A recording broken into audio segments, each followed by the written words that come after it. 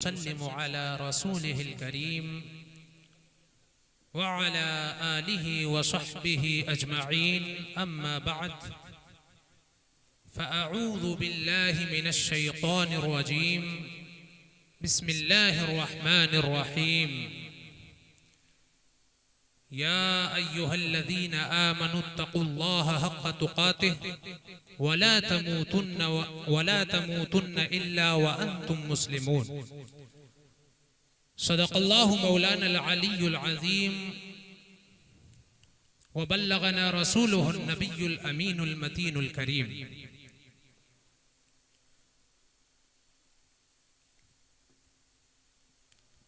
हज़रात मुहतरम, वक्त का दामन तंग होता जा रहा है और मेरी और आपकी मुलाकात तकरीबन 2 साल से ज़ायद के बाद हो रही है। वक्त इतनी इजाज़त तो नहीं देता कि आपके सामने बितफ़सील गुफ्तगू कर सकूं, लेकिन चंद मिनट में अपनी बात को समेट कर रुखसत हो रहा हूं। हम और आप जिस इजलास में बैठे हैं, इस इजलास का नाम है तहफ़्फ़ुज़ ईमान कॉन्फ्रेंस। इससे कबल ही मुझे इस इजलास के ताल्लुक से काफ़ी चीज़ें मौसूल हुई कि कितनी अहमियत इस इजलास को हासिल है, तो मैं चाहूँगा तहफ़्फ़ुज़ ईमान के ताल्लुक से चंद गोशे आपके सामने पेश करके रुखसत हो रहा हूँ। हमारा और आपका परवरदिगार जल्ला मजदूहू कुरान पाक में इरशाद फरमाता है, ए ईमान वालो, अल्लाह से डरो जैसा उससे डरने का हक है, और हरगिज न मरना मगर इस्लाम पर। इस आयत की रोशनी में हम देखते हैं कि अल्लाह पाक ने इरशाद फरमाया, हरगिज न मरना मगर मुसलमान। पहले अल्लाह से डरना है, जिंदगी शरीयत के मुताबिक गुजारना है, और जब खात्मा होना है तो ये याद रखें कि आपका खात्मा इस्लाम पर होना चाहिए। शैतान हर वक्त आपके साथ में है, यहां तक कि आपके खून में वो दौड़ रहा है, और कुछ लोग बज़ाहिर आपको इंसानी शक्ल में नजर आएंगे जो आपको दिन ब दिन बहकाने की कोशिश करेंगे। तो आपको ये नहीं सोचना है कि अल्लाह पाक ने मुझे इस्लाम की दौलत से सरफराज फरमाया तो मेरी सारी जिंदगी इसी पर गुजरेगी। आदमी को ये यकीन नहीं रखना चाहिए। यकीन और अल्लाह पाक से ये उम्मीद तो रहे कि अल्लाह पाक ईमान पर साबित कदमी अता फरमाए, लेकिन इस भूल में ना रहें कि हमेशा इसी पर ही रहेंगे, शैतान कभी बहका नहीं सकता। अल्लाह पाक ने इसीलिए ताकीदन इरशाद फरमाया कि हरगिज न मरना मगर इस्लाम पर। तो आप अपनी जिंदगी रोजमर्रा जो गुजार रहे हैं, उसमें आपको देखना होगा कि कहीं ऐसा तो नहीं कि मेरा कदम शरीयत से हट रहा है, अकीदे में लचक तो पैदा नहीं हो रही है। जब इस तौर पर जिंदगी गुजरेगी तो आप सही तौर पर आपका खात्मा होगा। बुखारी शरीफ की हदीस पाक है, इन्नमल अमालु बिल खवातिम, बेशक अमाल का दारो मदार खात्मे पर है। सारी जिंदगी इस्लाम पर गुजारी, लेकिन आखिर वक्त में बेईमान हो गया तो सारे अमाल पीछे के हवा मंसूरा हो जाएंगे। आपको अपना अकीदा दुरुस्त रखना होगा, इसलिए कि ये अकीदा ही है जो दुनिया में भी कामयाबी हमें दिलाएगा और कल कब्र में भी हमें इसकी मंजिलें आसान होती नजर आएंगी, और कयामत में भी अल्लाह पाक हमें हुजूर की शफाअत से मुशर्रफ फरमाएगा। अकीदा अगर दुरुस्त नहीं है तो फिर अमाल बिल्कुल ऐसे हैं जैसे कि आप धूप में देखते हैं ज़र्रात उड़ते नजर आते हैं। अल्लाह पाक के यहाँ उनकी कोई वक़्त नहीं है।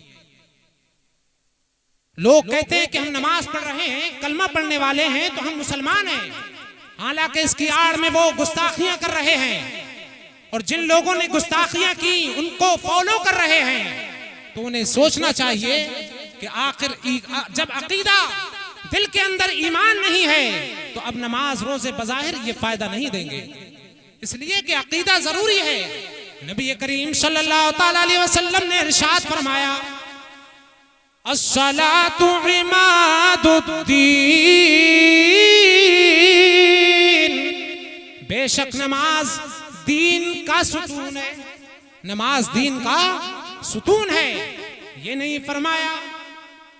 ये देखें आप, नमाज दीन का सुतून है।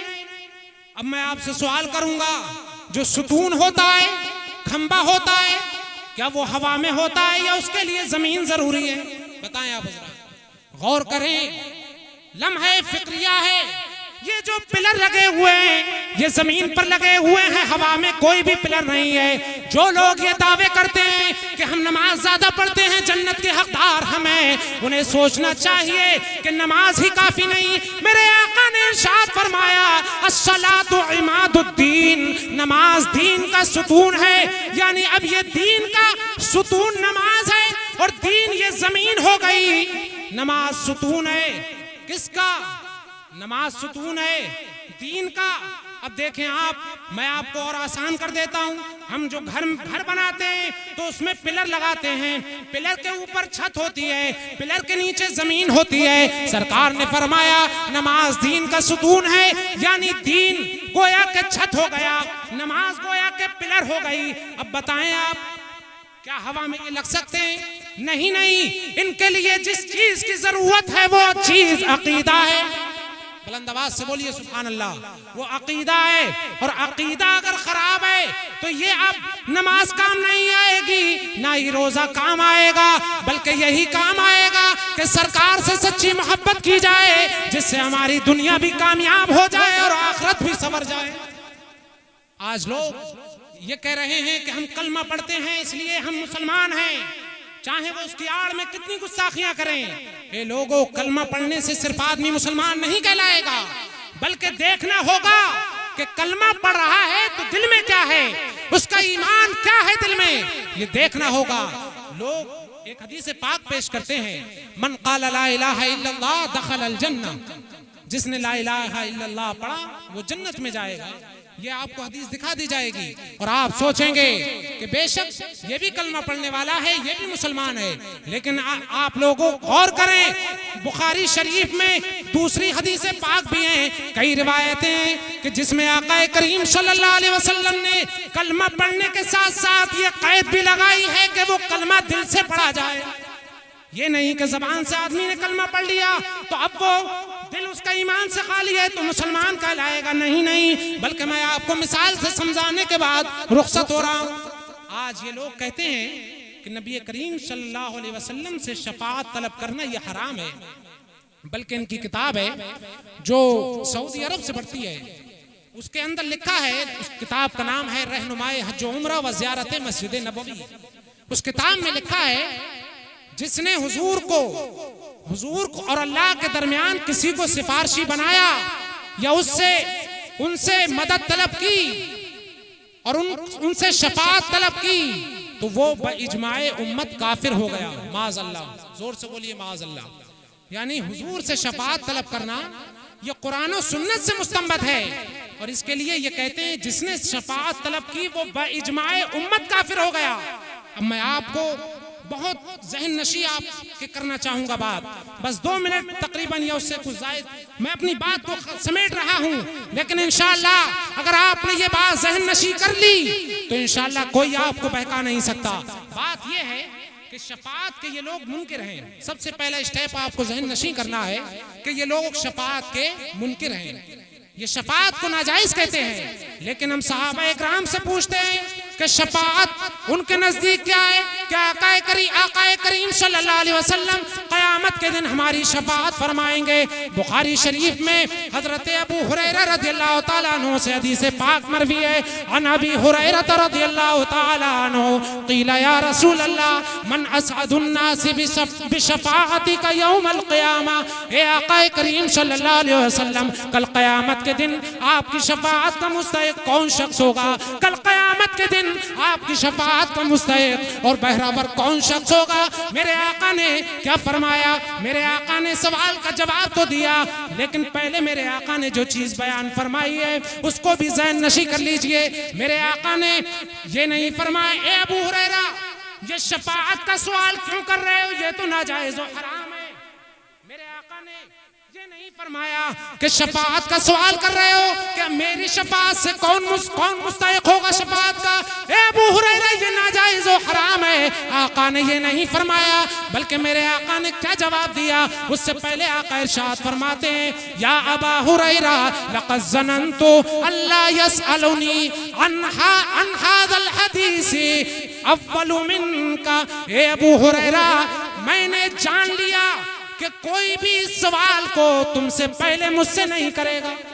यानी ए अबू हुरैरा, जो सवाल तुमने मुझसे किया है कि मेरी शफाअत से कौन मुस्तहिक होगा, तो ये सवाल मुझे मालूम है कि तुमसे पहले कोई नहीं करेगा, मैंने जान लिया था।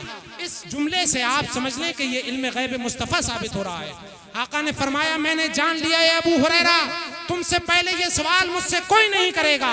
अब आइए आका जवाब देते हैं जो सवाल किया गया था कि आपकी शफाअत किसको हासिल होगी, तो आका ने इरशाद फरमाया, असअदुन नासी बिशफाअती यौमल क़ियामह मन क़ाला ला इलाहा इल्लल्लाह खालिसन मिन क़ल्बिही औ नफ्सिही। बुलंद आवाज से बोलिए सुभान अल्लाह। ये उस धोखे का जवाब है जो कहते हैं कि कलमा पढ़ने वाला जन्नत में जाएगा। आप ज़हन नशी कर रहे हैं इस बात को। आका ने इरशाद फरमाया, ए अबू हुरैरा, मेरी शफाअत उस शख्स को मिलेगी जिसने दिल से कलमा तैयबा पढ़ा होगा। दिल से, आका ने फरमाया, खालिसन मिन क़ल्बिही औ नफ्सिही, जिसने दिल से कलमा तैयबा पढ़ा होगा वो जन्नत में जाएगा। अब लोग बज़ाहिर कलमा तैयबा पढ़ रहे हैं। अब मैं आपको बताऊंगा, ये हुई हदीस पाक जो सरकार ने फरमा दिया, ये हुई हदीस। और अब सरकार फरमा रहे हैं मेरी शफाअत का मुस्तहिक वो शख्स होगा जिसने कलमा पढ़ा। तो सरकार की हदीस से साबित हुआ कि शफाअत सरकार की मिलेगी। अब आप देखें, अब ये लोग शफाअत के मुनकिर हैं, तो मालूम हुआ कि ये हदीस पर अमल करने वाले नहीं है। और सरकार ने ये अपनी जानिब से नहीं बोला, बल्कि कुरान फरमाता है, वमा यंतिकु अनिल हवा इन हुवा इल्ला वह्युन यूहा। ये प्यारे मुस्तफा अपनी जानिब से कुछ नहीं बोलते हैं, ये जो कुछ बोलते हैं वो फरमाने खुदा ही होता है। तो सरकार ने फरमाया शफाअत करूंगा। और भी कई हदीसें हैं, सरकार ने फरमाया शफाअत करूंगा। ये कह रहे हैं जो शफाअत तलब करे वो काफिर है। अब आप देखें, सरकार की हदीस के ये मुखालिफ हुए हैं और इन्होंने इस अकीदे में सारी उम्मत को काफिर कह दिया है। इल्जाम लगाते हैं अहले सुन्नत पर कि हम लोगों की तकफीर करते हैं। उन्हें सोचना चाहिए कि हम अहले सुन्नत जो जैसा होता है उसको वैसा बताते हैं, किसी की तकफीर नहीं करते। बल्कि इन्होंने तो अकीदे शफाअत रखने वाले को इजमाए उम्मत काफिर कह दिया है। ए लोगों, इसीलिए आपको सोचना होगा, आप जिस जगह पर रहते हैं ये जगह चारों तरफ से आपके सवालों के गिरोह में आप घिरे हुए हैं। इसलिए आपको सोचना होगा, कदम कदम फूंक करके रखना होगा। इसलिए कि आपकी ये जिंदगी जो है 4 दिन की जिंदगी है। सरकार ने फरमाया है, कुन फिद दुनिया का अन्नका गरीब औ का आबिर सबील। दुनिया में ऐसे जियो जैसा रास्ता पार करने वाला रास्ते को पार करता है। आप रास्ता पार करते हैं तो कैसे पार करते हैं? रास्ता पार करने से पहले दाईं जानिब देखते हैं, फिर बाईं जानिब देखते हैं, कहीं कोई गाड़ी तो नहीं आ रही है जो हमें नुकसान पहुंचा दे। सरकार फरमाते हैं दुनिया में इसी तरीके से जीना है कि कहीं तुम्हारी जिंदगी शरीयत से अलग ना हो जाए, कहीं तुम फसाद में मुब्तला ना हो जाओ। सरकार फरमाते हैं ऐसे अपनी जिंदगी को गुजारना है। हजरात मोहतरम, ये चंद चीजें हैं जो मैंने आपको बेतरतीब बयान कर दी है। अल्लाह पाक से दुआ है, अल्लाह पाक इन कलिमात को अपनी बारगाह में कबूल फरमाए। मेरे कहने में जो गलती हुई हो अल्लाह पाक उसे माफ फरमाए और हम सबको अकीदा अहले सुन्नत पर हमेशा गामजन फरमाए। व आखिरु दावाना अनिल हम्दुलिल्लाहि रब्बिल आलमीन। अस्सलामु अलैकुम व रहमतुल्लाहि तआला व बरकातुहू।